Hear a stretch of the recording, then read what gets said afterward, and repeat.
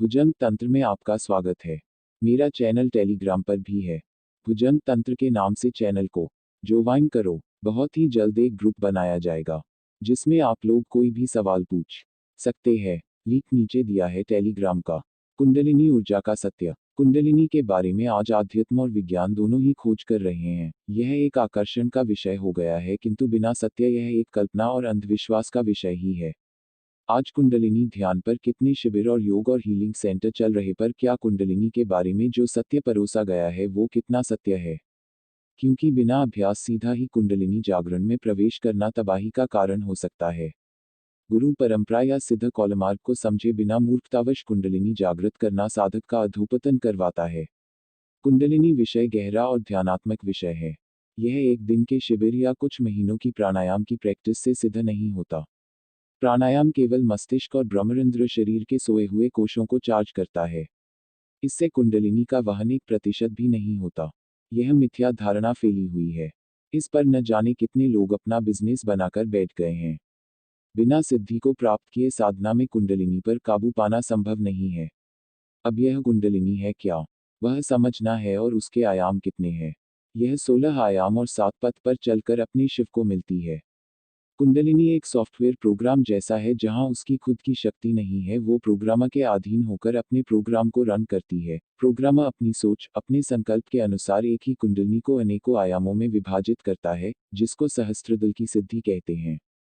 किंतु यह प्रोग्रामर के पास खुद की शक्ति नहीं है, बल्कि वो अपने प्रोग्राम को रन करने के लिए पावर हाउस चैतन्य आत्मा का करता है। आत्मा को अजागृत अवस्था में बांध दिया जाता है। अभी आत्मा तो स्वयं मुक्त है, किंतु कर्म बंधन या कर्म चक्र का प्रोग्राम वो आत्मा और शरीर के बीच का माध्यम जिसे मन कहते उसमें इंस्टॉल किया जाता है। कंप्यूटर में जितने प्रोग्राम कम होंगे उतने कंप्यूटर की स्पीड ज्यादा रहेगी, पर यह प्रोग्राम की कर्म की चिप जिसे कुंडलिनी कहते हैं उसे सुषुप्त अवस्था में छोड़ा जाता है। इसके कारण आत्मा परमात्मा नहीं बनकर जीवात्मा बनाया जाता है। प्रोग्रामर के द्वारा पहले से जन्म और आने वाले जन्मों का कर्म पहले से ही इंस्टॉल है। कभी कभी इंसान सिक्स्थ सेंस की बातें करता है, मानो वो नॉनसेंस है, क्योंकि उसको पता ही नहीं प्रेरणा देने वाला उसका ही प्रोग्राम किया हुआ मन है। वो अपने प्रोग्राम के अनुसार ही कर्म करता है और पाप पुण्य सिद्धियों के चक्र को सत्य मान लेता है। यही मायाजाल है और उसका सेंसर है मन। मन की 3 अवस्थाएं हैं। उसको बाह्य, सूक्ष्म और अंतर मन कहते हैं। बाह्य वाला व्यक्ति जड़ और तामसिक होता है। सूक्ष्म वाला भोगी और राजसिक होता है। अंतर मन वाला सात्विक और वैरागी होता है। यह तीनों मायाजाल में घूमते हैं। किसी प्रोग्रामर के संकल्पों को पूरा करता है। सत्व वाला सत्व बढ़ाकर वापस दूसरे जन्म में रजस में फंसता है, क्योंकि उसने सत्व में भौतिक सुखों का त्याग किया, किंतु बाह्य और सूक्ष्म मन के प्रोग्राम को नहीं जिया। विधाता कर्म का चक्र ऐसे घुमाता है। दूसरे तत्वों वाले उसके विपरीत तत्वों का चयन करेंगे। कुंडलिनी का कार्य है भोगी बनाना। भोग चाहे सत्व हो, रज हो या तमस। अब बात आएगी प्रोग्रामर के आगे की सोच को समझने की। उसका एक ही सिद्धांत है। परमात्मा त्रिगुणातीत है, कालातीत है। समय उसके हिसाब से चलता है, वो समय के हिसाब से नहीं। अपरा सिद्धि को सिर्फ शब्द ब्रह्म की साधना के अंतर्गत गुरु द्वारा सत्य शिष्य को समझाया जाता है। गुरु ही केवल मार्ग है जो प्रोग्रामर से विपरीत भाषा को जानते हैं। इस हेतु बिना सिद्ध गुरु निर्देशन से साधना मुक्ति में बाधा बनती है। एक बार गुरुदेव से इस विषय पर बातचीत हुई। उन्होंने कहा था, मूर्ख होते हैं जो कुंडलिनी के पीछे पड़ते हैं। कुंडलिनी के वश में नहीं होना है, कुंडलिनी को अपने वश में करना है। चैतन्य को साधा नहीं जाता, चैतन्य में हुआ जाता है। जब तक यह अवस्था नहीं है तब तक जीव अपनी आत्मा को कुंडलिनी के पाश में पाता है। कुंडलिनी जागरण में अनेकों सिद्धियों को बताया गया है, किंतु वो सिद्धि साधक को मोक्ष में भटका सकती है। इसमें 2 प्रकार की सिद्धि कार्य में रहती है, एक परा सिद्धि और एक अपरा सिद्धि। परा सिद्धि के अंतर्गत देवता, यक्ष, किन्नर, गंधर्व, भूत प्रेत, डाकिनी, शाकिनी, लाकिनी, हाकिनी, काकिनी, इन तत्वों से जुड़ी हुई सिद्धि मिलती है। इसमें जीव के प्रमुख तत्वों के अनुसार यह सिद्धियां जागृत होती हैं।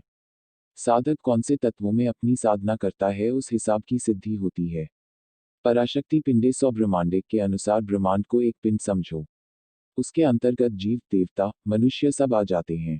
यह मूल पंचभूतों के माध्यम से 3 तत्वों से अनुसंधान करता है। यह 3 तत्व हैं, सत्व, रज और तम। इसमें से कौन से तत्व का जीव है, उस प्रकार की सिद्धि जागृत होती है। ऐसी परासिद्धि से वो एक काल चक्र के सीमित ज्ञान का उद्बोधन कर सकता है। यह जागृति ने कितने सिद्ध आत्माओं को फंसा दिया है। कौन बोल रहा है, कौन सी भाषा आ रही है, उस हिसाब की सिद्धि का पता चलता है। इसमें मध्यमा, वैखरी, परा और पश्यंती की प्राप्ति होती है, किंतु वो सार या बोध की अवस्था की प्राप्ति नहीं कर पाता। ललिता सहस्त्र नाम में भगवती और कुंडलिनी के नामों का विवरण आता है। उसमें एक मंत्र आता है जिसमें पश्यंती पर देवता यानी देवताओं की वाणी समझना, जिसे श्रुति कहते हैं। यह आकाशिक रिकॉर्ड का ज्ञान मिल जाता है, किंतु आकाश और अंतरिक्ष वो ब्रह्मांड यानी पिंड का ही सत्य है। साधक अपने आप को यहाँ मोक्ष प्राप्त किया हुआ समझता है, पर यह मोक्ष का छल है। सात्विक वृत्तियों की सर्वोच्च सिद्धि मिलने पर इंसान मुक्ति को समझता है, प्राप्त नहीं करता। यहाँ वह कुछ सिद्धियों को प्राप्त करके अपने आप को पद दे देता है, पर इससे आगे यानी हिरण्यगर्भ संकल्प के अंतर्गत यह एक छलावे के लिए रचना की गई है कि साधक को मुक्ति का भ्रम हो, जिसमें बहुत सारे सिद्ध फंस चुके। हमने कितने देवताओं के पीछे नाग का चित्र देखा है। उसका निर्देश यही है कि वो कुंडलिनी के अंतर्गत मोक्ष को मिले हैं, मूल मुक्ति इससे काफी दूर है। कृष्ण ने कालियानाग का दमन किया उसके ऊपर चढ़कर। हम ईश्वर या देवता की लीला में फंस गए, किंतु यह नहीं सोचा कि बोध क्या है। हमारी आत्मा जो ईश्वर है, जो काल रूपी कुंडलिनी से ऊपर है, मुक्त है। हमें यहाँ साधना कुंडलिनी जागरण की नहीं करनी, बल्कि उससे मुक्त होकर उसका उद्धार करने की है। अब अपरा सिद्धि को देखो। यह भौतिक और वासनात्मक नहीं, अपितु पराभौतिक और आध्यात्मिक है। परा सिद्धि से आत्मा को प्रलय तक ही मुक्ति मिलती है और अपरा सिद्धि सर्वदा मुक्ति के लिए है।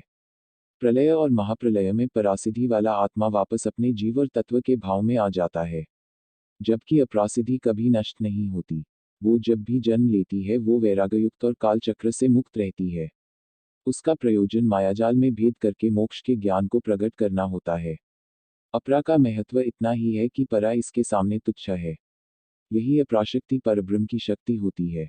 गुरुतत्व बोध तत्वों का सारतत्व युक्त होती है। कौलमार्ग परा और अपरा दोनों ही सिद्धि का मार्ग है। उसके प्रणेता नादी गुरु हैं, जो स्वयं प्रकट नाद रूप हो। नाद उनके हिसाब से चलता है। हमने कितने ब्रह्म पुरुषों के बारे में सुना है।